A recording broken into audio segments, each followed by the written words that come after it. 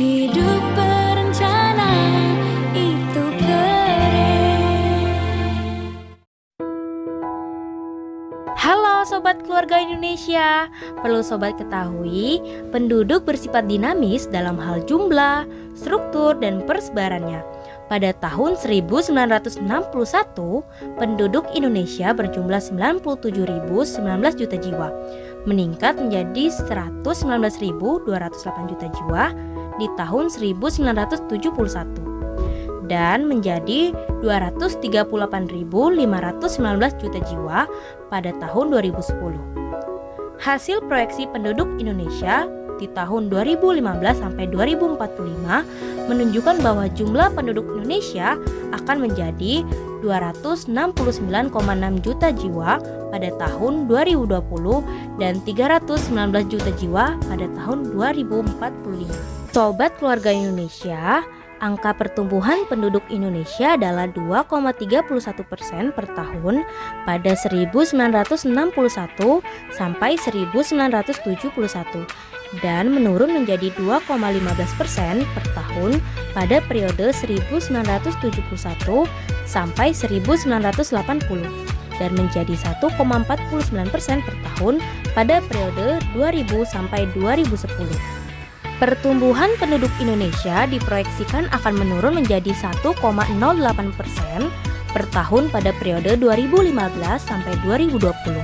Kemudian, pertumbuhan penduduk Indonesia diproyeksikan akan menurun menjadi hanya 0,41% per tahun pada periode 2040 sampai 2045. Untuk Sobat Keluarga ketahui, jumlah penduduk menurut Provinsi Indonesia di tahun 2020 adalah seperti grafik berikut. Pada grafik ini, jumlah penduduk tertinggi adalah Provinsi Jawa Barat, disusul Jawa Timur, dan yang ketiga adalah Provinsi Jawa Tengah. Sehingga disimpulkan bahwa penduduk tertinggi ada di Pulau Jawa, dan provinsi dengan jumlah penduduk terendah adalah provinsi baru di Indonesia, yaitu Kalimantan Utara.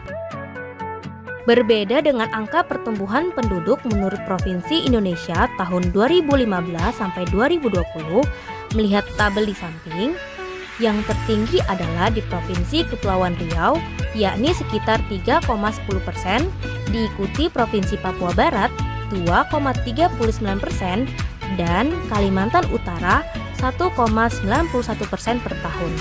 Sobat Keluarga Indonesia, dalam demografi, konsep umur yang digunakan adalah umur tunggal, yaitu umur pada saat ulang tahun terakhir. Namun, secara konvensional, umur dapat diklasifikasikan menjadi 1 tahunan dan 5 tahunan. Sobat Keluarga Indonesia, ada beberapa kategori pengelompokan umur penduduk. Di antaranya, yang pertama, berdasarkan jenjang penduduk umur. Misalnya, usia 7-12 tahun untuk sekolah dasar. Yang kedua, berdasarkan usia kerja. Misalnya, usia 30-54 tahun usia kerja dewasa. Yang ketiga, berdasarkan usia melahirkan. Misalnya, kurang dari 20 tahun untuk usia remaja, beresiko untuk melahirkan. Yang keempat, berdasarkan pengelompokan struktur umur populasi. Misalnya, kelompok umur produktif 15-64 tahun. Pada sisi penyajian data, perlu Sobat Keluarga Indonesia ketahui ada 2 jenis penyajian data. Yang pertama, diagram permukaan dan yang kedua, piramida penduduk.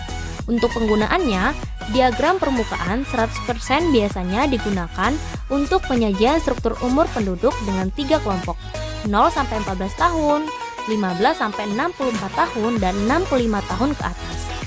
Piramida penduduk digunakan untuk penyajian struktur umur penduduk menurut kelompok umur 1 tahunan atau 5 tahunan.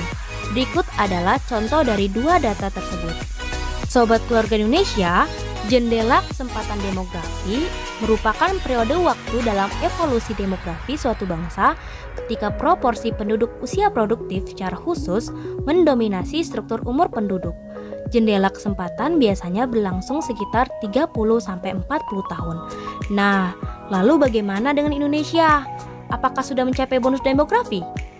Perlu Sobat ketahui, Indonesia sudah menikmati bonus demografi berupa peningkatan tabungan keluarga, peningkatan investasi, peningkatan produktivitas pekerja, dan akselerasi pertumbuhan ekonomi hingga tahun 2020.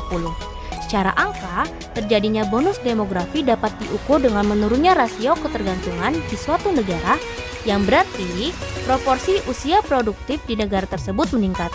Namun, jika dilihat dari keadaan provinsi, dapat disimpulkan Indonesia berada di awal bonus demografi.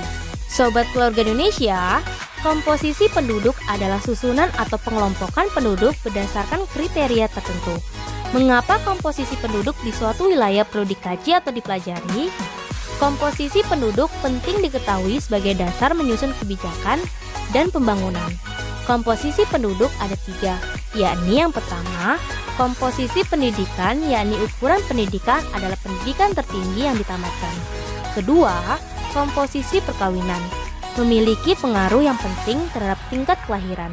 Yang ketiga, komposisi ketenaga kerjaan, dapat dilihat dari tenaga kerja, angkatan kerja, pengangguran, setengah penganggur, penganggur tidak kentara, penganggur friksional, serta lapangan, jenis dan status pekerjaan. So, begitulah Sobat Keluarga Indonesia. Demikianlah sekilas tentang jumlah, komposisi, dan persebaran penduduk. Sampai bertemu pada pembahasan topik demografi selanjutnya ya. Sehat selalu.